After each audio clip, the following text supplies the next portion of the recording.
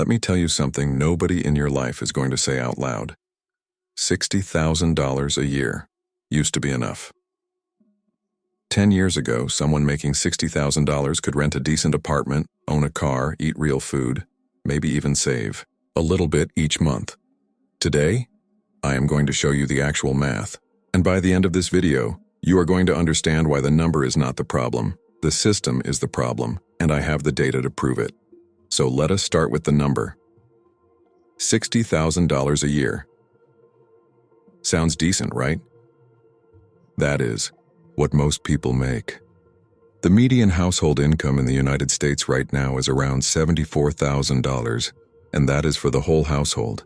A single person making $60,000 is doing quote-unquote fine by American standards. But here is what that $60,000 actually looks like in your bank account. After federal taxes, state taxes depending on where you live, Social Security and Medicare, your take-home pay is somewhere around $44,000 to $46,000 a year. That is roughly $3,550 a month that actually hits your bank account.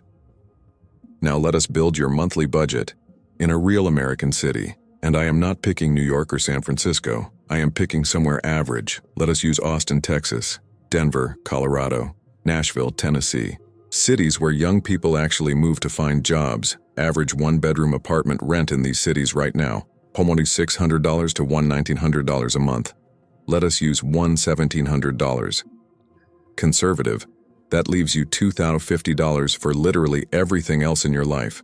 Car payment, insurance, and gas, $800 minimum. That is the actual average right now. Groceries, $350 a month if you are cooking at home and being careful. Health insurance through your employer, $450 a month average for a single person under 35.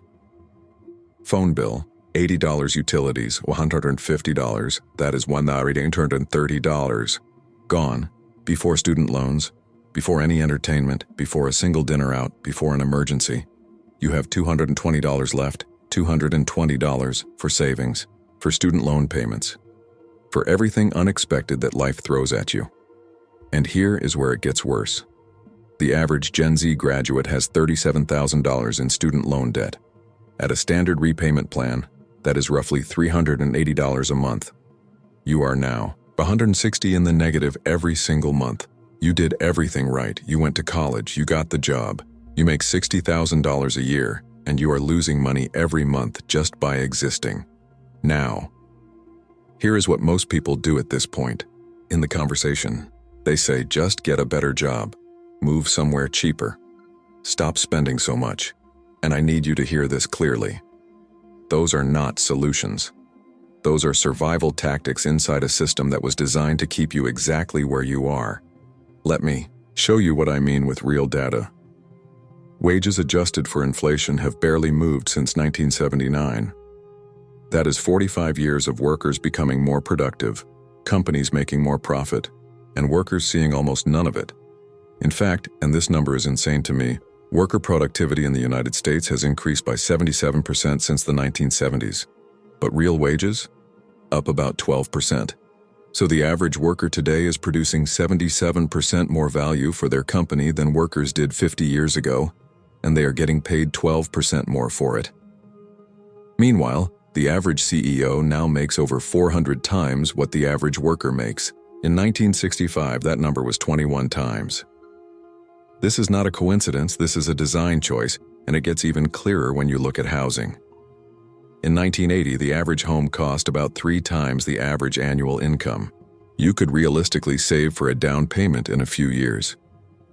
Today, the average home costs over $400,000. The average household income is $74,000. That is a ratio of over 5.4 times income. And in most cities where the jobs actually are, it is 8, 10, even 12 times income. The average age of a first-time home buyer in America just hit 40 years old. 40. Our parents were buying homes in their mid-20s. This did not happen by accident. Corporate ownership of single-family homes has exploded.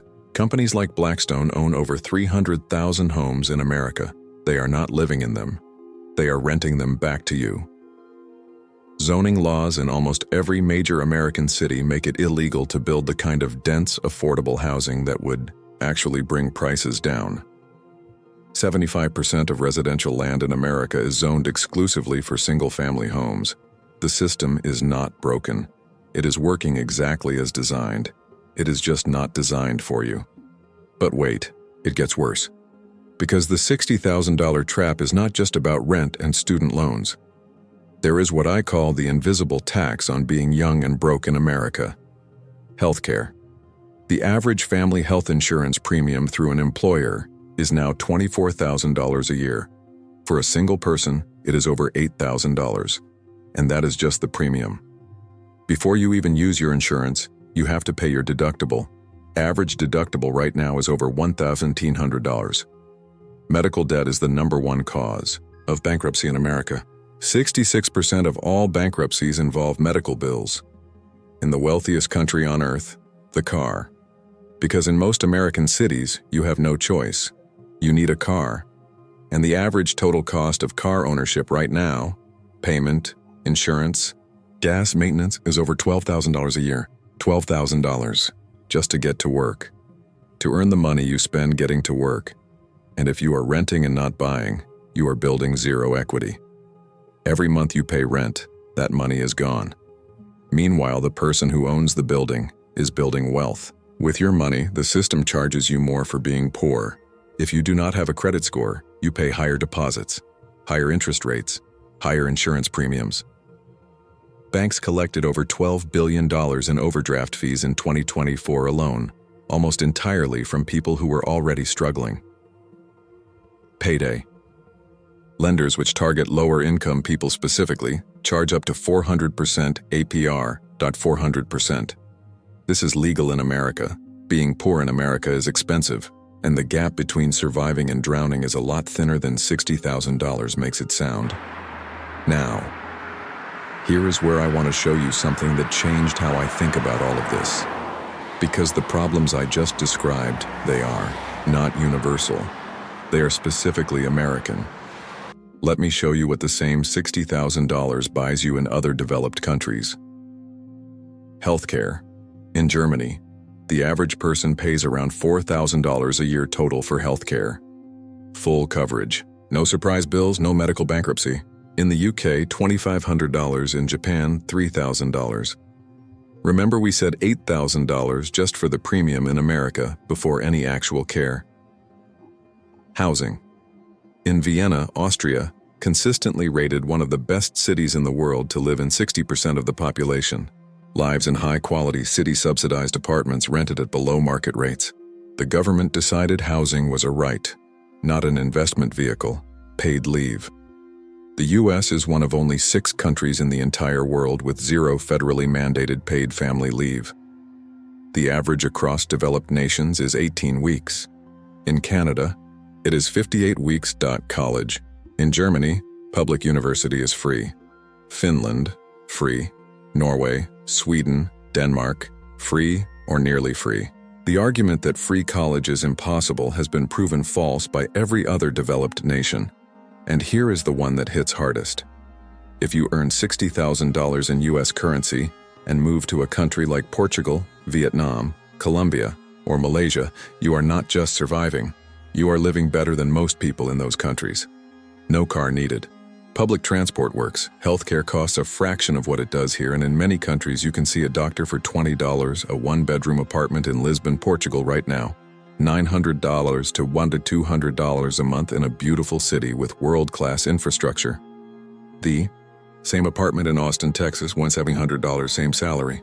Completely different life. This is called geographic arbitrage. Earning in a strong currency, spending in a lower cost of living environment, and it is not some backpacker fantasy. Portugal has a digital nomad visa. Thailand has a long-term residence visa. Over 50 countries now have official remote worker programs. This option did not exist for our parents. It exists for us. So, what do you actually do with all of this? I am not going to tell you to just move abroad. I am not going to tell you to grind harder. I am going to give you the 3 real paths I see because not every solution fits every person. Path 1. Fight the system from inside it. Vote in every single election, not just presidential. Local elections have 10 to 20% turnout. Your vote has 5 to 10 times more power there. Your city council controls zoning laws. Your state government controls minimum wage. These are the people who decide whether new housing gets built near your job. Support candidates who refuse corporate money. There are websites that show exactly who funds every politician. Use them. Join or support unions. Union workers earn 10 to 20% more than non-union workers doing the exact same job. Path 2. Optimize within the current system. Switch to a zero-fee bank. Capital One, Ally, Chime, none of them charge overdraft fees. Build remote income skills. Coding, writing, design, digital marketing, video editing, anything that works from a laptop. This is your ticket to Path 3. Live well below your means. Right now. Every dollar saved in your 20s is worth $10 in your 40s because of compound interest. Boring. True. Path 3. Build the exit strategy. Research countries with digital nomad visas. Portugal, Thailand, Georgia, Indonesia, Colombia. Build toward $750,000 invested at a 4% withdrawal rate that is $30,000 a year. In Southeast Asia or Eastern Europe, that is a genuinely good life. Test before you commit. Take a 3-week trip. Work remotely from there. See if the life actually fits you.